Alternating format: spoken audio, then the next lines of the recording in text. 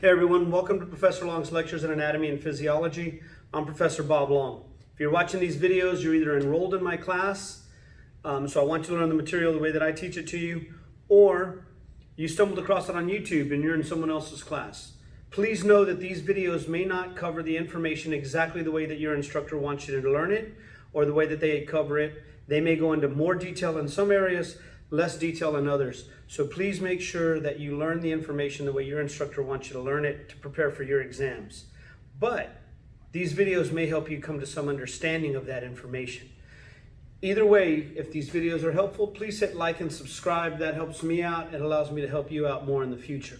Anyway, what we're going to be doing today is we're going to be talking about Part 2 A&P 2402. We're going to be talking about blood. And essentially what we're doing is a laboratory video on what is the appearance of the blood cells, both red blood cells and the white blood cells. So I'm going to be drawing these cells out so that you can see them and learn about them. And then in another video, what we will do is we'll look at them on microscope slides projected on the board, and we'll look at a model that shows you the different blood cells, okay? So the form always fits function. Anatomy determines the physiology very often, so make sure that you understand these cells so that when we talk about them in the lecture videos, it will make sense to you. Also, you might want to watch the lecture video on blood and on the hematocrit and the introduction to blood. What is plasma? What are the formed elements? Watching that lecture video may help with this, okay? So now, when we look at blood cells are uniformly distributed throughout the body. So if I could stop the blood flowing in your body right now for a fraction of a second and take a sample of blood from somewhere in your scalp, from your finger, from your abdomen, from the toe, the cells in there would be relatively uniformly distributed throughout all of the bloodstream. What that means is any drop of blood should be representative of any other drop of blood. They should all have the same number of red blood cells and white blood cells. So the first cell we're going to look at is called a red blood cell. Red blood cells are referred to as erythrocytes. That is the scientific or technical term.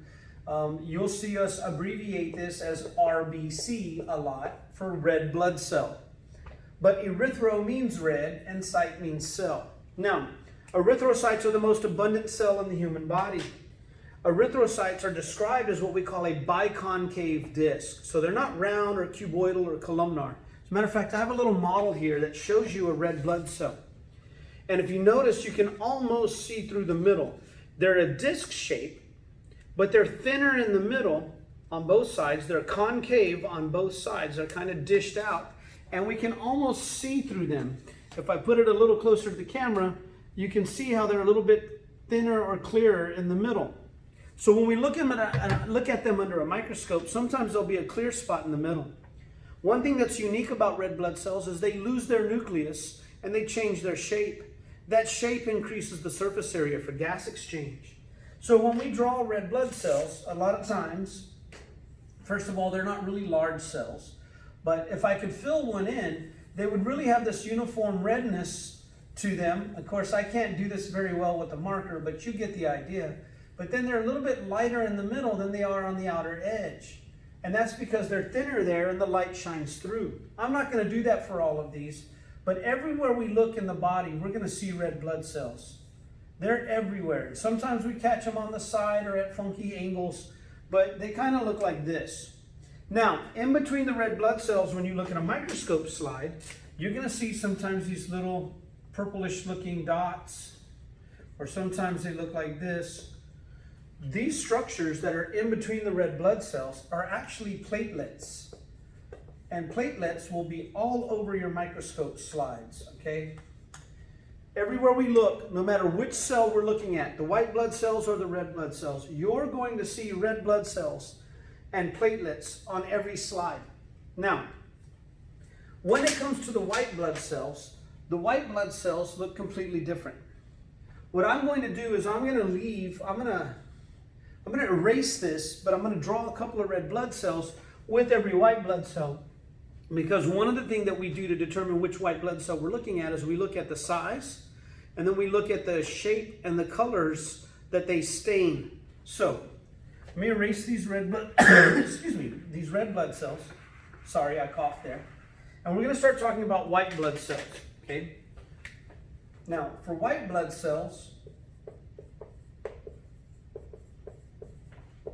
their technical name, we'll use WBC, but the technical name for a white blood cell is a leukocyte.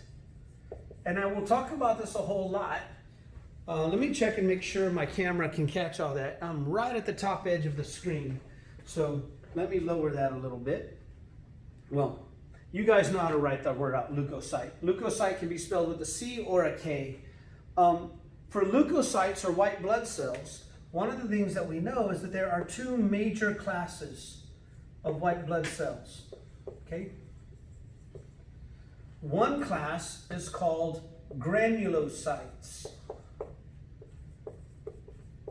Granulocytes are called granulocytes because they have cytoplasmic granules, little bubbles of membrane that are filled with chemicals in them that pick up these different stains. So when we look for white blood cells and we look at red blood cells, they soak the cells in different stains. We fix a slide and then we stain the cells on the slide. Usually the cytoplasm of a white blood cell stains a light blue color.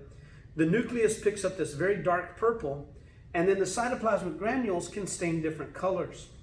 Now the first of the granulocytes, there's three types of granulocytes that we're going to look at. The first type is called a neutrophil. Now the "phil" in the name comes from the word to love, like Philadelphia. Delphi means brother, so Philadelphia is the city of brotherly love. Or an audiophile loves music and sound. A bibliophile loves books. Well, a neutrophil loves this neutral staining dye. The dye has a neutral pH. Now, if I had some red blood cells in here surrounding this neutrophil, and these are the relative size of all the red blood cells, the neutrophils are slightly larger. And a neutrophil will be bigger than a red blood cell. They'll have this light blue background for a cytoplasm. Their nucleus is described as being multi-lobed. And what that means is the nucleus will have a thick area, it will get really thin, and then it can have another thick area, and then it can get thin again, and then it'll get thick again. So they have all these different lobules or lobes to the nucleus. So one of the clues of a neutrophil is that they have these multi-lobed nuclei. And just to give you an example, I'm going to draw another neutrophil right here next to this one. And this neutrophil might have a different shaped nucleus.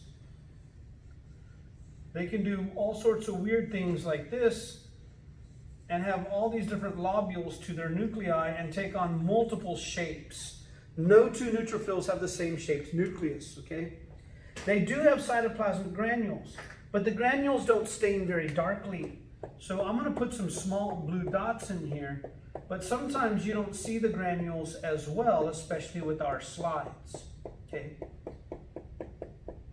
So that's what neutrophils would look like when we look for them under a microscope or on a model. The second type of granulocyte that we could look at is called an eosinophil. Eosin is an acidic dye and it has a red color to it. So an eosinophil is a red staining cell. They have red cytoplasmic granules. So if I had some more red blood cells mixed in here, and by the way, eosinophils are hard to find. Neutrophils appear on microscope slides everywhere. They're the most abundant of the white blood cells. Eosinophils are pretty hard to find. They're not in large numbers unless we have certain types of infections, parasitic infections, allergic reactions and things. But when I look at an eosinophil, they are roughly the same size as a neutrophil. I may have drawn that one a little bit bigger, but they're all larger than red blood cells. One of their key characteristics is they have what's called a bilobed nucleus. Usually the nucleus has two lobes to it, okay? Two large swollen areas. But the key to them is that they are completely filled with these red cytoplasmic granules. And sometimes those granules are a little bit darker than that. They're more like almost this color red. And the whole cell will be packed with these red cytoplasmic granules, okay? I'm drawing two different colors here, but they really would be all the same color, and they're everywhere. I'm not going to fill this whole cell in because it would take too much time, but they have these dark red cytoplasmic granules that fill their cytoplasm. You usually cannot miss an eosinophil because of their redness, okay? The last of the three granulocytes we could look at is called a basophil. Basophils are named because they love this basic dye. That basic dye really is almost the exact same color as the nucleus. So I really should not have used this color on this picture. So let me take that out of there. But their cytoplasmic granules are almost the exact same color as the nucleus. They're very dark staining, almost a dark blue or almost a deep bluish purple color. So they are roughly the same size as the other two white blood cells that we've looked at. Their nucleus can take on many different shapes, but one of the keys is very often we don't see the nucleus very well in them. But you will see all these dark staining granules, and they're almost the exact same color as the nucleus, okay? So when it comes to looking at the granulocytes, this is what they should look like. You should be able to look under a microscope or at a model and see, oh, these are red blood cells, and there would be platelets in there. There are some neutrophils. I can tell the eosinophils, and I can tell the basophils by the granules in their cytoplasm, okay? Now, I wish I had enough space with my camera and the width of the lens to continue on drawing the rest of the cells, but I don't. So I'm going to erase these, and I'm going to talk about the agranulocytes, okay? So now, you should have a pretty good idea of what these cells look like.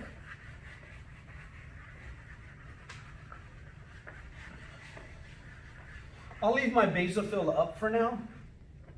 The second major class of white blood cell that we're going to look at are called agranulocytes. And for these, there are two types. A meaning not. So these do not have cytoplasmic granules. Now, if I threw some red blood cells on here just for reference, for their size, one of the types of agranulocytes we're going to look at is called a monocyte. Monocytes are the largest of the white blood cells. They tend to be really large compared to the other cells. I'm going to erase this red blood cell, but if I were to draw a monocyte compared to other white blood cells and red blood cells, they're much larger cells. And one of their defining characteristics is they have a C-shaped or a U-shaped nucleus. They have a very large nucleus that looks like a giant letter C, and it's going to stain all purple. I can't fill this in properly, but you get the idea. And actually, they do have some very faint granules, but they don't show up on the microscope. So they might look like that. Now, we don't always catch the C this way. Sometimes they're rotated a little and look a little bit funny, but that's what monocytes look like. Now, they're much larger than basophils and neutrophils, and they're much larger than red blood cells. The last of the white blood cells we're going to look at is called a lymphocyte. Now, lymphocytes are the smallest of all the white blood cells. They're barely any bigger than a red blood cell. And a lymphocyte, this one, remember, is a basophil. I left it up for reference, okay? But when I look at a lymphocyte, lymphocytes are almost entirely nucleus. They have these very large nuclei and very little cytoplasm. So, compared to these other two, a lymphocyte is barely bigger than a red blood cell. And the nucleus takes up almost all of the cell. It's a really nice dark purple nucleus and just a little edge of cytoplasm sometimes. Okay? So, when we look at our microscope slides, we should be able to look at a slide and tell the difference from one red blood cell or white blood cell versus the others, okay? Now, the last thing I want to do is I want to do one more slide. It's the last of the slides that we're going to do, And this slide is the slide of an artery and a vein. We're going to do arteries and veins on a wireman and on some other models, but I want to show you all the slides so that you can determine and see the differences and know the anatomy of arteries and veins. So let me erase all of this, and we'll do one more drawing, and then I'll wrap up this video. And what we're going to do is, in the very near future, you'll have some videos of me showing you models and microscope slides of these things. Now, for the artery and vein slide, actually, arteries and veins travel along usually with a nerve, and all three travel together, so they call it sometimes a triumvirate. Now, when we look at arteries and veins have relatively very similar structures, but arteries are under a lot more pressure. They're connected to the heart, and they carry blood away from the heart to your tissues. When your heart contracts and squeezes, that fluid comes shooting out of the heart chambers, the left ventricle in particular, and the right ventricle, and they will hit arteries under a lot of pressure. The arteries will stretch and then snap back. And every heartbeat, your arteries do this, which is what you're listening to when you check someone's blood pressure, when you put the stethoscope near the sphygmomanometer and you cut off the blood flow and then you let it through. We're not going to cover that now, but you can hear them expanding and contracting under pressure. By the time the blood gets to the tissues and into the veins and is coming back towards the heart, arteries carry blood away from the heart, veins return blood back to the heart. By the time the blood gets to the veins, the blood is under very little pressure. So veins don't expand and contract a whole lot. Another thing that happens is this. When I'm under sympathetic stimulation, fight or flight, if I'm having to run for my life or fight for my life, I want blood going to my brain for thinking and seeing. My pupils will dilate, but I want to increase blood flow to my brain so I can figure out what do I need to do to survive. I need blood going to the heart because it's going to start racing, and the heart is a muscle. It needs more blood flow and oxygen. I need blood to increase going to my lungs so I can get more oxygen from my lungs, get rid of the carbon dioxide from all those muscle contractions, all that metabolism that's going on. And I want blood going to my skeletal muscles so I can run faster or fight longer and not get gassed out. So I'm going to dilate those blood vessels and let more blood flow here, here, and here.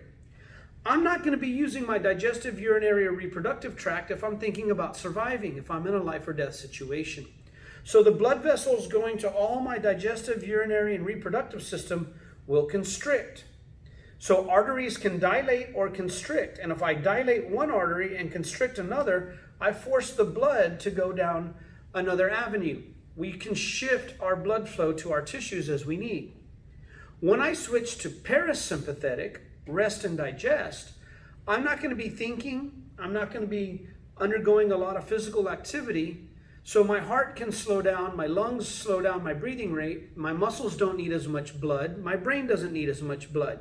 So the blood vessels that went to all of those things that were dilated for sympathetic now become constricted for parasympathetic, and I dilate blood vessels to the digestive, urinary, and reproductive tract. So when you eat a big meal, these blood vessels dilate, these blood vessels constrict, you can't think as well, you move more sluggish. So because of that, arteries have a lot of smooth muscle in their walls, allowing them to dilate and constrict, and we can control blood flow by affecting that smooth muscle. Veins are not directing blood flow. They're just draining blood at the same rate usually all the time, so they don't have a lot of smooth muscle. So if I were to slice an artery and a vein next to each other, open, the artery will tend to maintain, oops, that red marker doesn't work. The artery will have a nice thick wall of muscle, and it's smooth muscle here. And it's very well defined, and they maintain their shape because of all that musculature. They will have a dark band, several layers of elastic fibers. So when we look on the inner edge, there will be a really dark purple layer of elastic fibers here, right here near the inner edge. And right on the outer edge, they will also have a dark layer of these exact same fibers. Let me see if I can make this a little bit more visible. And these layers are very thick and well defined. And these little coiled structures are a lot of coiled up elastic fibers.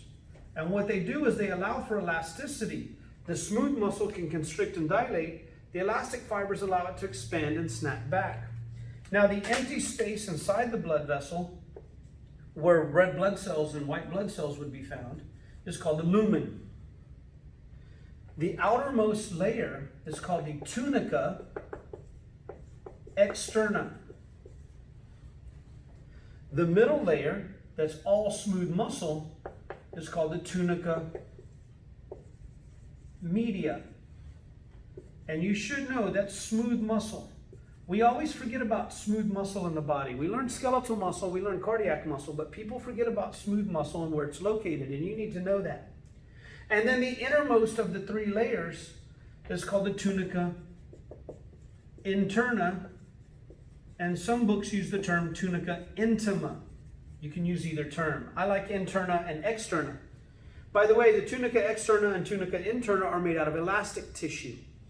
So, if I were to look at a vein, veins have the exact same three layers, but because they're not very well defined, when we cut a vein, or if you poke a vein too many times with a needle, the vein will collapse. And so on the same slide, when you see a vein, the vein will look much larger. And if you live in South Texas like me, we use the term wongo for things. They look all sort of stretched out. Okay? That is the same tunica media that is in the artery. It's smooth muscle.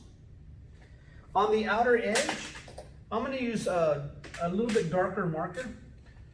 You'll see the tunica externa, but it will be very diffuse or broken up. It's not very well defined. That's the tunica externa. And the tunica interna, the same thing. It would be in here, but it's not very well defined. That color's not very good either. I'm struggling with my markers today.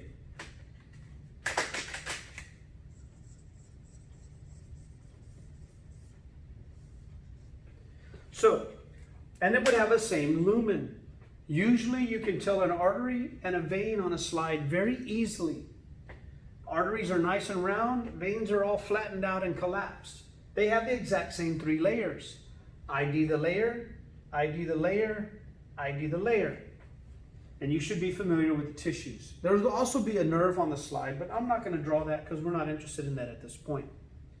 So listen, I hope this all made sense. I hope you learned something. I hope you had as much fun as I did doing this. Please draw these or learn them and study them until you can't stand it. Do it till you understand it. Then do it 5 more times just to make sure so that you can make the grade that you need. Thanks for watching. I'll see you in the next video.